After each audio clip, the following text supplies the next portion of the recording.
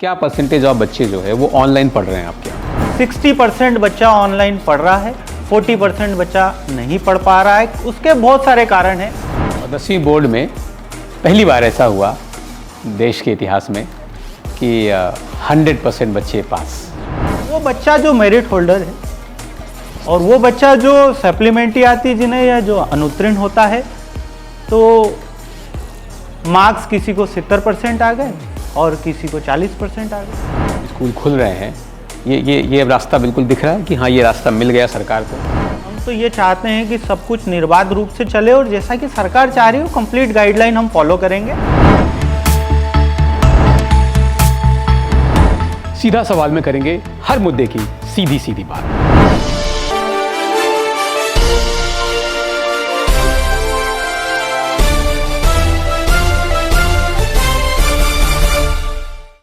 SchoolKhabar.com के सीधा सवाल में आपका स्वागत है।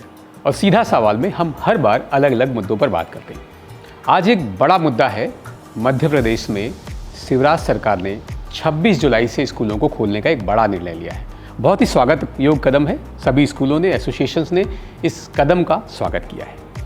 लेकिन क्या कारण है कि प्रदेश में यही शिवराज सरकार कुछ दिन पहले एक निर्णय लेती है कि हम तीसरी लहर के बाद स्कूलों को खोलेंगे और उसके बाद 12 जुलाई को स्कूल एसोसिएशंस मध्य प्रदेश के सभी, चाहे वो Madhya Pradesh private school association हो, सोपास हो या अनएडेड स्कूल हो, सभी स्कूल एसोसिएशन ने 12 जुलाई को अपने स्कूलों की जब चाबी अपने ज़िले के कलेक्टर महोदय को सौंपा, तो एक अगले दिन 2 दिन बाद एक कार्यक्रम में मुख्यमंत्री जी बयान देते हैं कि सभी स्कूलों को अब खोला जाएगा।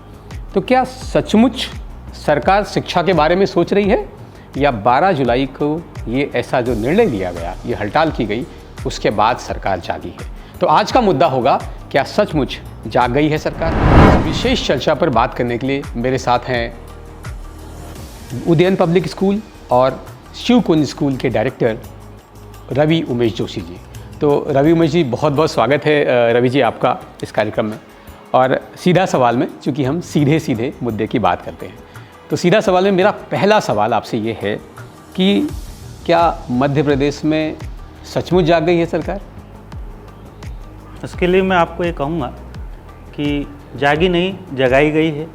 मुख्यमंत्री जी का आपने स्टेटमेंट, अगर सबसे पहला स्टेटमेंट देखा होगा, जिसमें उन्होंने घोषणा की थी कि 1 जुलाई से स्कूल खुलेंगे, लेकिन बाद में उन्होंने अपना ही निर्णय पलट दिया और ये कहा कि कोरोना की तीसरी लहर समाप्त होने के बाद हम इस पे कोई डिसीजन लेंगे, जब तक स्कूल नहीं खुलेंगे, आशंका को देखते हुए। उसके बाद जो प्राइवेट स्कूल एसोसिएशन ने और भी संगठनों ने मिलकर जो मुख्यमंत्री जी को जगाया, उसके बाद ये सरकार जागी, जहाँ तक मेरा मानना है। तो क्या मतलब आपका कहना ये है कि चूँकि ये सरकार जागी नहीं है, जगाई गई है, तो आप ये कहना चाहते हैं कि मध्य प्रदेश में मुख्यमंत्री के लिए शिक्षा प्रायोरिटी नहीं है? नहीं, इसके लिए मैं सीधे तौर पे तो ये नहीं कहूँगा कि मुख्यमंत्री जी पूरे उसके जिम्मेदार हैं। बाकी जो सिस्टम हैं, जो उनके सलाहकार हैं, उनको एक्चुअल डेटा उन तक पहुँचाना चाहिए। और मूल रूप से आपके जो क्वेश्चन है उसका मैं जवाब में ये कहूँगा कि शिक्षा के स्तर को एमपी के अंदर बढ़ाने की बहुत ज़रूरत है, चाहे वो सरकारी स्तर हो चाहे प्राइवेट स्तर हो। प्राइवेट पे तो बहुत ज़्यादा कंसंट्रेट किया जा रहा है, लेकिन आपको मैं बताऊंगा, जानकर आश्चर्य होगा कि एमपी के अंदर जो शिक्षा का बजट होता है, वो प्रति बच्चा सरकार जो खर्चा करती है, वो अदर्स जितने भी स्टेट है उन सब में सबसे कम जो अमाउंट होता है, जो प्रति बच्चा खर्चा करती है सरकार, वो एमपी का है। तो उससे आपको मैं समझता हूँ कि आपको जवाब मिल जाएगा उस चीज़ का कि सरकार शिक्षा के प्रति कितनी जागरूक है। तो क्या आपको इससे लग रहा है कि मतलब आप आरटीई की बात कर रहे हैं, क्योंकि ये विषय आरटीई का है? नहीं, देखिए, विषय आरटीई का है, लेकिन सरकार जो अपना मत पेश करती है कि प्रति बच्चा हम 4,800 रुपया समथिंग कुछ जो हम खर्चा करते हैं, तो वही दूसरे बच्चों पे, गवर्नमेंट स्कूल के बच्चों पे भी वो खर्चा कर रहे हैं। तो अर्थ की व्यवस्था इससे तो सारी चीज़ें चलेगी। तो प्राइवेट स्कूल भी उसी पे डिपेंडेंट है। 25% जो पैसा मिल रहा है वो उसी से उसकी अर्थव्यवस्था चलेगी, तो उससे प्रदेश की अर्थव्यवस्था, प्रदेश की शिक्षा व्यवस्था डिपेंड करती है। तो आपके जो सवाल हैं उसका आंसर कहीं ना कहीं इसमें मोटे रूप में छुपा हुआ है। अदर स्टेट नहीं तो आप देखें, दिल्ली देखें, आप दूसरे स्टेट देखें, तो वो सरकार शिक्षा पे इतना खर्चा क्यों कर रही है? नहीं, लेकिन वो आरटीई की फ़ीस में ज़्यादा पैसा दे रहा है। मतलब वो कोई दिल्ली दे रहा है 13,000 के आसपास शायद दे रहा है, या केरला शायद 32,000 के आसपास दे रहा है आरटीई की फ़ीस। अपने यहाँ 4,800 रुपये। ठीक है, 4,800 रुपये लगता है कम फीस दे। नहीं, हम कम ज़्यादा की बात नहीं कर रहे हैं, हम तो शिक्षा के स्तर की बात कर रहे हैं। वो चीज़ उसी पे डिपेंड होती है। हम केवल अर्थ की बात नहीं कर रहे हैं, हम पूरी व्यवस्था की बात कर रहे हैं कि शिक्षा का जो ढांचा है वो पूरा तो कहीं ना कहीं अर्थ पे वो टिका हुआ है। कोई भी सरकार टिकी है तो वो उसका वित्त मंत्री जो होता है वो बहुत बड़ी की होता है। तो मैं समझता हूँ कि शिक्षा के अंदर भी ये व्यवस्था होना चाहिए कि एक प्रॉपर, जो अगर अदर स्टेट उस पर शिक्षा के स्तर पे अमाउंट कुछ ज़्यादा खर्चा कर रहा है तो हमारे स्टेट में क्यों नहीं? शिक्षा क्या प्रायोरिटी नहीं है? प्रारंभिक शिक्षा वो तो और ज़्यादा प्रायोरिटी होना चाहिए। नहीं, लेकिन चूंकि कोरोना की स्थिति ऐसी आई और कोरोना की ये स्थिति आने के बाद शिक्षा शायद सेकेंड प्रायोरिटी आया, तो वहाँ पर आपको नहीं लग रहा है कि सरकार को शिक्षा के बारे में बाद में ही सोचेगी, या आपको लग रहा है कि नहीं, शिक्षा के बारे में पहले सोचना चाहिए था? नहीं, ये तो आपका जो सवाल है ये आप मुख्यमंत्री जी से पूछेंगे तो ज़्यादा अच्छा रहेगा। बाकी मेरे तौर पे, जहाँ तक आप मुझसे पूछ रहे हैं, मेरे तौर पे शिक्षा तो आधार है, किसी भी देश का आधार है शिक्षा। नहीं तो आप सोचिए कि जो परसेंटेज है निजी स्कूलों का, ये क्यों बढ़ रहा है? क्योंकि सरकार उस ओर ध्यान नहीं दे रही है। गवर्नमेंट स्कूलों के क्या हाल हैं ये आपको मालूम होना चाहिए। आप खुद फील्ड में रहते हैं, आपको मालूम होगा गवर्नमेंट स्कूल के क्या हाल है। तो सरकार को, चाहे प्राइवेट हो चाहे गवर्नमेंट हो, शिक्षा के स्तर के लिए उनको आगे और प्रयास करने की ज़रूरत है, स्पेशली एमपी के अंदर। तभी जाकर शिक्षा का स्तर 2-5 सालों में ऊपर आएगा। नहीं, लेकिन देखिए, शिक्षा की जब आप बात करते हैं तो मैं एक बड़ा बात आपको करता हूँ और मैं लोगों से पूछता भी हूँ कि जब आरटीई की फ़ी, आरटीई के तहत जब सरकार ने बोला कि प्राइवेट स्कूलों को आरटीई में एडमिशन लेना है, यानी सरकार ने ये मान लिया कि हमारे सरकारी स्कूल सक्षम नहीं है बच्चों को पढ़ाने के लिए, इसलिए समाज के और वर्ग के बच्चों को आप आरटीई में एडमिशन दीजिए। ठीक है, लेकिन फिर जब सरकार ने ऐसा मान लिया तो मेरा एक सवाल यही आता है कि फिर सरकार ये क्यों नहीं मानती है कि प्राइवेट स्कूलों की भूमिका है शिक्षा में? नहीं, देखिए, पर्दे के सामने तो वो मानने को तैयार नहीं होते हैं, लेकिन पर्दे के पीछे शिक्षा मंत्री ने खुद कहा है कि हम खुद जानते हैं कि प्राइवेट स्कूल शिक्षा के अंतर्गत एक महत्वपूर्ण भूमिका निभा रहे हैं और हम आप लोगों का दर्द भी समझते हैं। ये उन्होंने खुद, उनके वर्डिंग है। और उसके अंदर हम व्यवस्था कुछ ऐसी बनाना चाह रहे हैं कि आपको जो समस्याएं आती है उसका तत्काल निराकरण हो जाए। जैसे आरटीई की फ़ीस का हम अगर ले लें उदाहरण, कि आरटीई की फ़ीस का रिम्बर्समेंट हमें 3 साल 4 साल में होता है, उसके लिए भी हमें याचना करना पड़ती है। कई बार जाके घंटे घड़ियाल बजाना पड़ते हैं जब जाके सरकार के कान में जू रेंगती है। तो हमें हमारा पैसा, हमारे हक का पैसा मांगने के लिए अगर वो हमें जाना पड़े, हमारी एनर्जी उधर लगाना पड़े, तो हम ये चाहते हैं कि सरकार उसके लिए ऐसी व्यवस्था बनाए, जो कि साल भर पहले मुझे खुद मीटिंग में इंदर सिंह जी परमार ने कहा था कि हम ऐसी व्यवस्था बना रहे हैं कि आपको तुरंत पैसा मिल जाए। तो क्या ये व्यवस्था जिसमें सरकार को जगाने के लिए घंटे घड़ियाल नहीं बजाने पड़ेंगे जैसा आपने बोला, तो ये व्यवस्था कुछ 2-4 साल और लगेंगे बनने में? 1 साल तो हो गया उनके कमिटमेंट पे, अब सरकार कब जागती है? अभी तो स्कूल खोलने पे ही आपने बताया जैसा कि अब जागी है, जगाया है हमने। तो अब इस व्यवस्था पे कब जागती है ये उनके ऊपर ही डिपेंड करता है। तो एक बात फिर ये निकल के आ जाती है यहाँ कि भाई आपने जगा दिया, सरकार जग गई, तो अब लग रहा है कि ये अब जो आपकी कदम ताल, मतलब अब स्कूल खुलने वाला है, सरकार ने सोच लिया स्कूल खोलना है, तो अब सरकार और स्कूल एसोसिएशन यानी मध्य प्रदेश स्कूल बोर्ड जो है कि तो ये एसोसिएशन के लोग अब साथ साथ कदम ताल मिलाएंगे, या फिर वही खेल चालू होगा, स्कूल निवेदन करेगा और सरकार बोलेगी हाँ ठीक है चलो चल रहे हैं? नहीं, देखिए, आप इसमें एक सबसे बड़ा पॉइंट ये है कि सरकार राजनीतिक रूप से भी देखती है, लेकिन प्राइवेट स्कूल और प्राइवेट स्कूल एसोसिएशन कभी राजनीतिक रूप से नहीं चला है। हम हमेशा जो भी चाहते हैं पेरेंट्स की भलाई के लिए ही करते हैं। आफ्टर ऑल वो हमारे बच्चे हैं, हमारा परिवार है। तो हम कभी ये नहीं चाहेंगे कि कोरोना के कारण या किसी अन्य महामारी के कारण कोई ऐसी घटना, दुर्घटना हो जाए जिससे हम संचालक और हमारा परिवार रात को अच्छे से न सो सके। हम ऐसा कभी नहीं चाहेंगे। तो हमें जो पालकों का इनपुट मिल रहा है उसके हिसाब से भी हम आगे मुख्यमंत्री जी को और शिक्षा मंत्री जी को अवगत कराया है कि अब तो वाकई में बहुत लेट हो चुके हैं हम, पेरेंट्स भी परेशान हैं। खूब सारे सर्वे हुए हैं, उसमें बताया जा रहा है कि बच्चों का मानसिक स्तर सामाजिक स्तर किस लेवल पर आ गया है। तो अब बहुत ज़रूरी हो गया है उस चीज़ के लिए कि आगे इसको तुरंत प्रभाव से इसको समीक्षा करते हुए तुरंत प्रभाव से इसको खोला जाए स्कूलों को, ताकि आगे की व्यवस्थाएं सुचारू रूप से आगे जो रूटीन है वो आए। हम आगे की तैयारी करें थर्ड वेव की, जो अगर ऐसा लगता है भगवान नहीं करे कभी आए, अगर आती है तो उसके लिए सरकार का काम है, वो सरकार करे, हम पूरा सहयोग करेंगे, हम मना नहीं करते हैं उसके लिए। नहीं, लेकिन जैसे मैंने बहुत सारे इनपुट जो रिसोर्स कहते हैं कि मीडिया में जिसको स्रोत बोलते हैं कि जानकार सूत्रों से ये पता लगा है कि सरकार के पास अभी तक कोई नीति नहीं है, कोई स्पष्ट नीति अभी भी सरकार के पास नहीं है कि यदि कोरोना की लहर आएगी, उसके बाद 1 महीने लहर चली या 2 महीने चलती है, उसके बाद वापस से जब सामान्य की स्थिति आएगी तो हमारी स्ट्रेटजी शिक्षा को लेकर क्या होगी, कोई भी स्पष्ट नीति अभी तक नहीं बनी है। उसके लिए मैं आपकी बात से, जो आपके सोर्स है उसके लिए मैं सहमत हूँ, क्योंकि कोई भी नीति बनाने के लिए जो लोग उसमें इन्वॉल्व हैं, तो ऑब्वियसली शिक्षक ही उसमें इन्वॉल्व हैं, तो शिक्षकों से अभी किसी भी प्रकार का ये नहीं पूछा गया है बुला के, या किसी एसोसिएशन को बुलाकर ये नहीं पूछा गया कि अगर ऐसा होता है तो फ्यूचर में हमें क्या करना चाहिए। हमें तो केवल बस आदेश दे दिया जाता है कि ये आदेश है और इसको आप फॉलो करना है, नहीं तो हम इसके लिए आप कड़ाई करेंगे। तो मैं समझता हूँ शिक्षा के लिए ये नहीं होना चाहिए। आप सबसे बड़ी बात ये देखिए, 12 तारीख को हमने जो प्रदर्शन किया था कि किसी प्रदेश के अंदर शिक्षक को अगर रोड पर उतरना पड़ रहा है तो उस प्रदेश के लिए उससे ज़्यादा शर्म की कोई बात नहीं है। बिल्कुल सही है। तो फिर मतलब मुझे लग रहा है कि फिर वापस से ये स्थिति आएगी, क्योंकि अगर कोरोना आया फिर स्कूल बंद होंगे, फिर स्कूल हड़ताल करेंगे, तो ये जागने का खेल चलता ही रहेगा। नहीं, हम किसी प्रकार के कोई खेल में इंटरेस्टेड नहीं।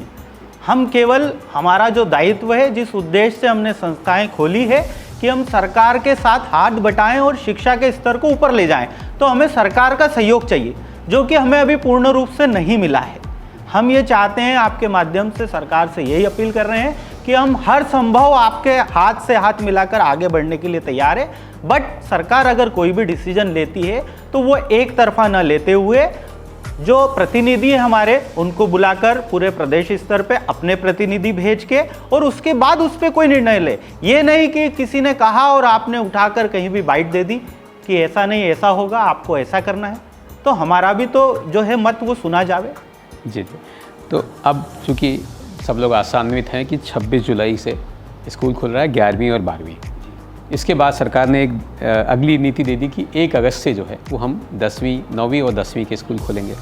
और सब कुछ ठीक ठाक रहा तो 15 अगस्त से हम बाकी क्लासेस को खोलना चालू करेंगे। तो अब आशान्वित है कि सब ठीक ठाक चलेगा। सर, हम तो ये चाहते हैं कि जैसा कि सरकार बोलती है नई शिक्षा नीति, तो नई शिक्षा नीति के अंतर्गत जो आप दूसरे कंट्री हैं जिनको आप फॉलो कर रहे हैं, तो आप वहाँ का भी तो अभी का स्टेटस पता कीजिए कि वहाँ क्या हो रहा है। दूसरी कंट्री फिनलैंड है या अदर जो कंट्रियाँ हैं जहाँ की शिक्षा नीति आपने उसमें से कुछ पॉइंट उठाए हैं, आप उसको आगे अप्लाई कर रहे हैं केंद्र से जो बनी है, तो आप दूसरे कंट्री में देखिए कि वहाँ भी तो स्कूल खुल गए। और स्पेशली प्राइमरी जो है एजुकेशन, क्या सरकार के लिए वो मायने नहीं है? प्राइमरी एजुकेशन बहुत ज़्यादा मायने रखती है। हम शिक्षक होने के नाते ये बताना चाहते हैं कि मेन तबका तो वही है जिसको एजुकेशन की एक प्रॉपर ज़रूरत है। अभी के समय 2 साल हो चुके हैं, ये 2 साल का जो गैप है ये अगले 5 सालों में भी भरना मुश्किल है। लेकिन सरकार का ये मानना शुरू से रहा है, प्राइमरी एजुकेशन के लिए मैं बात करूं, कि हमारे यहाँ बस डिग्री तो दे ही देनी है, हमारे यहाँ उसको पास करना ही है कंपलसरी 8वीं तक आपको, तो वो तो पास हो जाएगा, प्रमोट हो जाएगा, इसमें क्या तकलीफ है? नहीं, प्रमोशन मैं समझता हूँ कि पेरेंट्स भी आज का ये नहीं चाहता है कि उसके बच्चे का प्रमोशन हो, क्योंकि अल्टीमेटली देखिए भले ही ट्यूशन फीस ही सही, लेकिन पेरेंट्स को ट्यूशन फीस भरना है। मुख्यमंत्री जी ने स्पष्ट कह दिया, हमारा प्रतिनिधि मंडल कलेक्टर से मिला था, उन्होंने भी कह दिया कि ट्यूशन फीस तो पे करना ही है। लेकिन पेरेंट्स ये नहीं चाहेगा कि मैं ट्यूशन फीस पे करने के बाद भी उसे कागज़ की जो है डिग्री मिले, वो पेरेंट्स भी नहीं चाहता है। तो एक्चुअल कहीं ना कहीं मीनवाइल हम ऐसा रास्ता उसका निकालें कि किसी भी माध्यम से जो पेरेंट्स चाहता है, जो स्कूल चाहता है, उन दोनों की सहमति से कुछ माध्यम उसका निकले और आगे की पढ़ाई जो है वो कंटिन्यू रहे। तो क्या आपको लगता है कि ये रास्ता अब निकल गया है? ये जो स्कूल खुल रहे हैं, ये अब रास्ता बिल्कुल दिख रहा है कि हाँ, ये रास्ता मिल गया सरकार को कि अब स्कूल खुलेंगे और प्रॉपर चलेंगे? नहीं, सरकार की मंशा आगे स्पष्ट रूप से क्या है ये तो हम नहीं कह सकते, लेकिन हमारा जो एसोसिएशन है वो कंटिन्यू वहाँ संपर्क में है हमारी ओर से, और हम तो ये चाहते हैं कि सब कुछ निर्बाध रूप से चले, और जैसा कि सरकार चाह रही हो कंप्लीट गाइडलाइन हम फॉलो करेंगे। और हम भी ये चाहेंगे कि किसी भी तरीके से कोई भी चूक ना हो और ये सारी चीज़ें क्रमशः एक के बाद एक जो है खुलती जाए और जनजीवन वापस से सामान्य हो जाए, हमारे बच्चे, हमारा परिवार जो है वापस से स्कूल संचालित हो जाए, और कहीं ना कहीं आर्थिक रूप से भी उस पर लाखों करोड़ों लोग जो हैं जुड़े हुए हैं संस्थान से। तो जो मुख्यमंत्री जी की सोच है कि भाई गरीब वर्गों को जो आर्थिक रूप से कमज़ोर हो गए, तो स्कूल के साथ भी तो वही लोग जुड़े हुए हैं, तो कहीं ना कहीं हम उनके हाथ बटा ही रहे, तो वो उनको हमारी समस्या समझना चाहिए। अच्छा, एक बात जो मैं पूछना चाहता हूँ, क्योंकि सरकार अब स्कूल खोल रही है, तो इससे पहले सरकार को भी रहता है कि नहीं ऑनलाइन पढ़ाई चल रही है, तो आपके यहाँ भी बच्चे पढ़ रहे हैं, तो कितने बच्चे, आपको लगता है कितने % बच्चे हैं जो ऑनलाइन अभी पढ़ रहे हैं आपके यहाँ? देखिए, एमपी बोर्ड के स्कूलों की जहाँ तक बात करेंगे तो कुछ % बच्चा आज भी ऐसा है जो चाहकर भी ऑनलाइन पढ़ाई नहीं कर पा रहा है, और फिज़िकली जो पढ़ाई होती है उसको हम ऑनलाइन में अभी की स्थिति में कंपेयर बिल्कुल नहीं कर सकते। आप आरटीई का बच्चा देख लीजिए, मोटे मोटे तौर पे अपन बात करें 25% बच्चा आरटीई का है स्कूल के अंतर्गत, 100 बच्चा है तो 25 बच्चे आरटीई के अंतर्गत हैं, तो उसकी जवाबदारी अगर देखा जाए तो सरकार को उठाना चाहिए। जब प्राइवेट स्कूल 25% फीस की जवाबदारी उठाने को तैयार है, तो फिर आपको बची हुई जो चीज़ें हैं, स्टेशनरी हुई, मोबाइल का खर्चा हुआ, नेट का खर्चा हुआ, जो कि कंप्लेंट पेरेंट्स की तरफ से हमें आती है, तो वो फिर सरकार को जवाबदारी उठाना चाहिए। जैसा कि वो प्राइवेट स्कूल्स को कहते हैं कि नहीं आपको ये करना है, वैसा सरकार को करना चाहिए। नहीं, लेकिन आरटीई की जिम्मेदारी सरकार उठा नहीं रही उन बच्चों की? सर, जिम्मेदारी के रूप में केवल सरकार एक ही काम करती है कि 4,800 और कुछ रुपया स्कूल को दे देती है, वो भी 3-3 साल होने के बाद, जिसमें हमें याचनाएं करना पड़ती, जैसा मैंने आपको बताया। तो मैं समझता हूँ कि आरटीई का केवल लॉटरी कराकर बच्चों को प्रवेश कराने के बाद सरकार ये सोच रही है कि वो मुक्त हो जाए, तो मैं समझता हूँ ये अनुचित है। नहीं, तो अभी अगर मैं फिर से वापस उसी सवाल पर आता हूँ कि क्या % ऑफ बच्चे जो है वो ऑनलाइन पढ़ रहे हैं आपके यहाँ? परसेंटेज अदर स्कूलों का तो मैं नहीं बता पाऊँगा आपको, बाकी 60% बच्चा ऑनलाइन पढ़ रहा है, 40% बच्चा नहीं पढ़ पा रहा है। उसके बहुत सारे कारण हैं, आर्थिक रूप से नेट का प्रॉब्लम होना, सिग्नल नहीं मिलना। कई बच्चे ऐसे जो गांव चले गए तो वहाँ सिग्नल ही नहीं है। अभी आपने देखा होगा, मैं मध्य प्रदेश सरकार की बात नहीं कर रहा हूँ, 50 गाँव के आदिवासी सड़कों पर उतरे और उन्होंने कहा फिजिकल रूप से आप स्कूल खोलिए। ये छत्तीसगढ़ की बात बता रहा हूँ मैं आपको, कांकेर के अंतर्गत ये मामला हुआ है। तो जब आदिवासी समुदाय इस चीज़ को समझ रहा है, तो क्या मुख्यमंत्री जी इस बात को नहीं समझ रहे कि प्रॉपर कोई गाइडलाइन हो के अगर जब आप चुनाव करा सकते हैं, आपने आज ही देखा होगा कि सितंबर और अक्टूबर के बीच निकाय चुनाव कराने की सोच रहा है निर्वाचन आयोग, तो क्या उस समय तीसरी लहर का डर नहीं है? तो नियम सब पे एक जैसा एप्लीकेबल होना चाहिए और फिर आगे सरकार को करना चाहिए। मैंने इसीलिए फिर वापस एक सवाल की सरकार के ऊपर, फिर क्योंकि आप सरकार की मंशा पर सवाल उठा रहे हैं। जी बिल्कुल, है ना, तो फिर वही बात होती है कि सरकार की मंशा शिक्षा नहीं है। इच्छा शक्ति में कहीं ना कहीं कमजोरी है, मैं ये समझता हूँ। इच्छा शक्ति हो तो गवर्नमेंट स्कूल को भी ऐसा बनाया जा सकता है, उसके कई सारे अदर स्टेट में उदाहरण है, मैं नाम नहीं लूँगा। तो हम राजनीति नहीं करना चाहते हैं, हम केवल शिक्षा के स्तर को ऊपर बढ़ाना चाह रहे हैं, जो कि हमारा उद्देश्य है। जिस उद्देश्य से हमने संचालकों ने संस्थाएं खोली है वो होना चाहिए। तो क्या जो आप बोल रहे हैं कि सरकार जो है वो आरटीई की फ़ीस आपकी भर रही है या फिर आपको खुद से ही लगाकर पढ़ाना पड़ रहा है? वो तो मीडिया में सब जग जाहिर है ना।